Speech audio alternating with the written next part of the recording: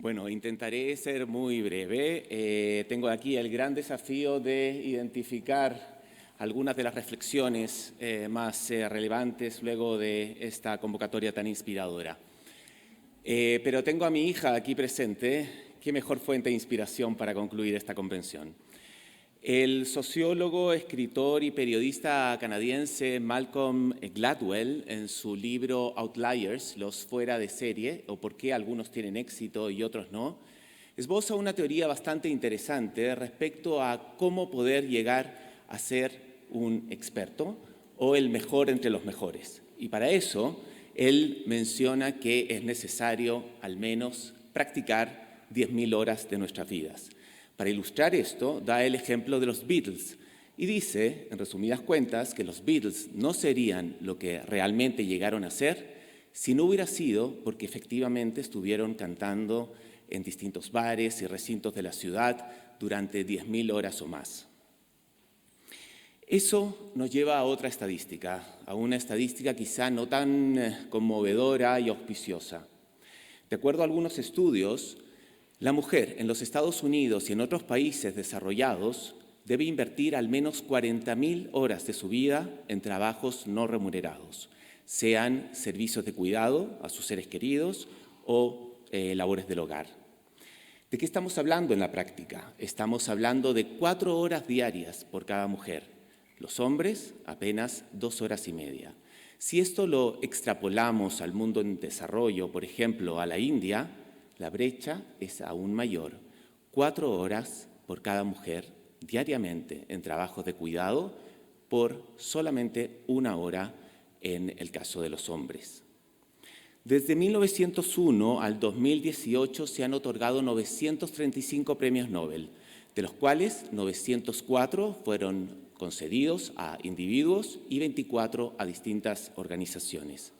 Apenas 51 premios Nobel a mujeres y quedando fuera en gran medida la categoría de ciencias. Si Gladwell tiene razón, todos los hombres tenemos al menos en nuestras vidas 40.000 horas más, 3, 4, 5 años, para intentar ser un John, un Paul, un George o un Ringo, o quizá un premio Nobel. Yo me pregunto cuán sorprendente e inspirador sería para nosotros, luego de la espectacular convención que tuvimos, con mujeres maravillosas aquí presentes en el escenario, presentes en la audiencia y presentes también en el mundo virtual, si ya son expertas, si ya los hombres nos inspiran, no solamente con su intelecto y sus emociones, sino mucho más que ello, si además pudieran contar con estas más de 40.000 horas, años de vida que tenemos los hombres.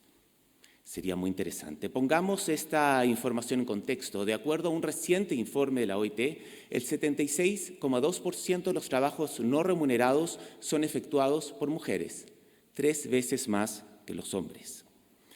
En términos monetarios, estamos hablando cerca del 9% del Producto Bruto Mundial, cerca de 11 billones de dólares.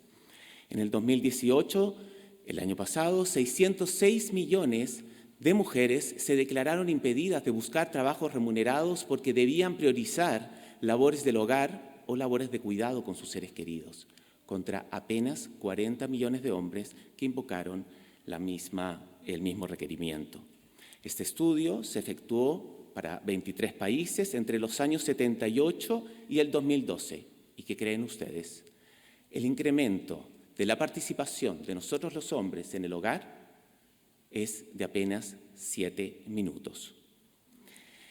Para el 2030 se prevén que van a existir 2.300 millones de personas que van a requerir servicios de cuidado y que sin embargo no van a estar en condiciones de recibirlas de acuerdo a sus propias condiciones.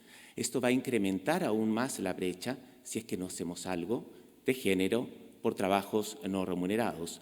Se calcula que si esto se mantiene con esas tasas, entonces en la práctica vamos a tardar 210 años en poder cerrar esa brecha. Sin embargo, y este es el lado positivo del informe, se calcula a su vez que en la medida en que los gobiernos y los organismos internacionales puedan asignar los recursos económicos y humanos necesarios, en los próximos 12 años van a emerger 263 millones de nuevos empleos de servicios de cuidado debidamente remunerados. Sin embargo, Gladwell también nos habla del éxito. ¿Y qué creen ustedes? Sheryl Sandberg, directora de operaciones de Facebook y también fundadora de Lean In Campaign, una entidad orientada a la identificación de los sesgos sexistas de las distintas sociedades y también a enfrentarlos, señala que, por lo general, en la sociedad atribuimos el éxito de manera diferenciada y discriminatoria. Por lo general, al hombre se le rescata sus habilidades, sus competencias, sus conocimientos. A la mujer, en cambio, se la considera exitosa cuando hay un trabajo duro, cuando apoya al otro o quizá una dosis de suerte. Además, los hombres suelen o solemos ser promovidos cuando hay una percepción de potencial. Las mujeres, en cambio, para ellas se les exige datos duros, evidencia de una performance exitosa. Sin embargo, como bien se mencionó durante esta convención, estos sesgos y la inequidad de género también se lleva a cabo en el mundo virtual y en la Internet. Hay barreras de distinta naturaleza de acceso, por ejemplo. Las mujeres tienen un 50% menos de probabilidades de acceder a la Internet por la carga financiera que esto implica, sobre todo en los países en desarrollo. Ni qué hablar, a su vez, de la brecha salarial. También, en términos de educación, las mujeres son 1,6 veces más propensas que los hombres a manifestar y reportar el hecho de no contar con habilidades digitales. Y esto nos habla de falencias en nuestras políticas públicas, en las empresas o quizá en nuestros propios hogares desde una perspectiva cultural. Y por último, y no menos importante, el acoso. Bien sabemos, y no es una sorpresa para nadie, que efectivamente las mujeres suelen ser vulneradas y vulnerables en las redes sociales en sus propios derechos fundamentales. Desde esa perspectiva, quizá no es sorprendente el hecho que las mujeres tengan un 52% menos de probabilidades de dar a conocer su voz en los espacios públicos y particularmente en la construcción de temáticas que pueden ser controvertidas y complejas por el temor justificado y jamás aceptable de ser dañadas en su propia dignidad. Sin embargo, recordemos que Internet es un gran catalizador para la invención y la innovación, conecta y capacita a las personas, en definitiva es un gran democratizador a escala global que nos permitiría, si lo usamos de manera inteligente, acortar las brechas de género. Esto también se ve reflejado en la inteligencia artificial. ¿Cuántos de nosotros utilizamos bots de inteligencia como Siri, Cortana, etcétera? ¿Se han percatado acaso que las aplicaciones de inteligencia artificial con voz de mujer son generalmente orientadas a trabajos rutinarios, agendamiento de reuniones, asistencia al cliente, etcétera? En cambio, los bots masculinos incluyen el pensamiento crítico, analítico, en servicios financieros, en temas de asesoría legal, etcétera. Entonces, tenemos una oportunidad única de elegir. Si queremos que esta comunidad de bots y la inteligencia artificial se limite a replicar los sesgos discriminatorios de género que hoy nos permean, o, por el contrario, tomar las riendas del caso y extrapolar este valor consustancial y esencial para la dignidad humana, que es la equidad de género.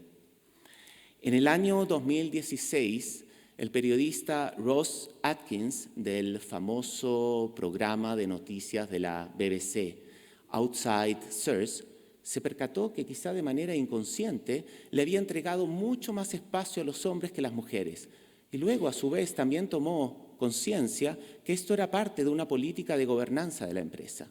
Es por ello que él decidió diseñar e implementar un proyecto llamado 50-50, mediante el cual efectivamente se asigna una representación equitativa de hombres y mujeres en los medios.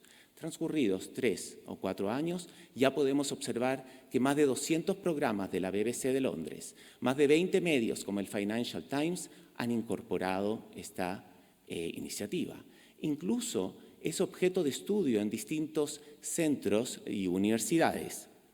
De hecho, es interesante advertir que Anita Rattan, especialista de la London School of Economics, ella está estudiando estos temas y esta iniciativa y señala explícitamente que cuando las mujeres no están representadas como expertas, existe la percepción de que los hombres son los expertos y las mujeres no. Michael Kimmel, el gran sociólogo estadounidense, y tomando las palabras de Juan Carlos, señala que los privilegios son invisibles para quienes los tienen.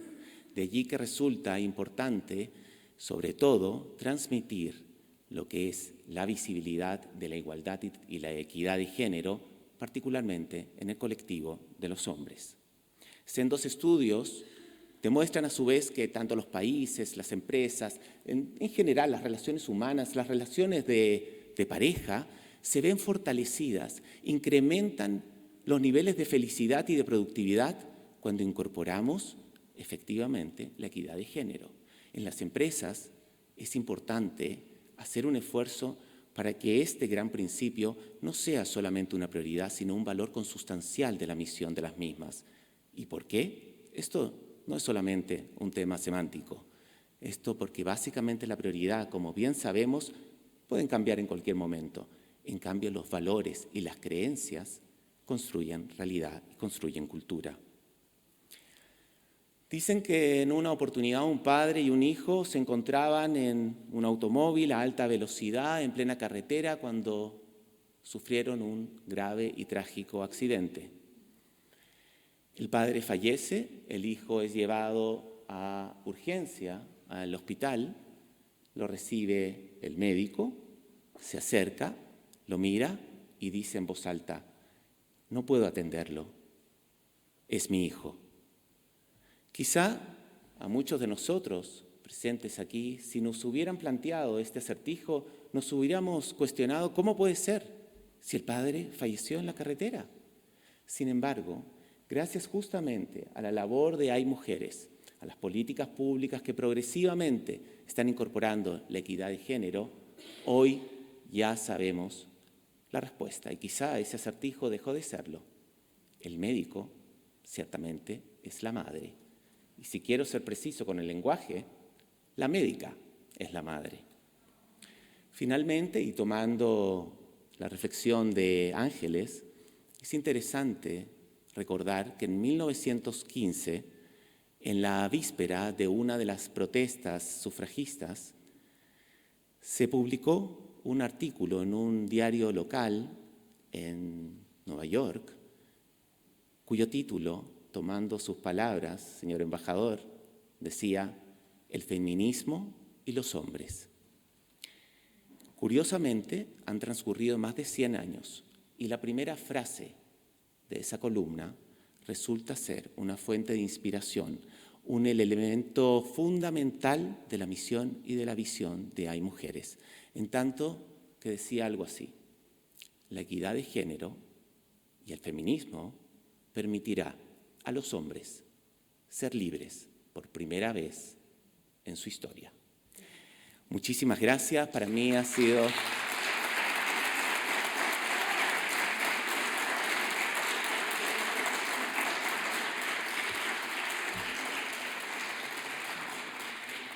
Con esto damos un cierre y una conclusión formal a la segunda convención de Hay Mujeres. Finalmente, es importante hacer extensivo nuestro mayor agradecimiento a los embajadores de jure y de facto también presentes, a todos ustedes, a un reconocimiento especial a Maynie por su convocante y ejecutivo liderazgo.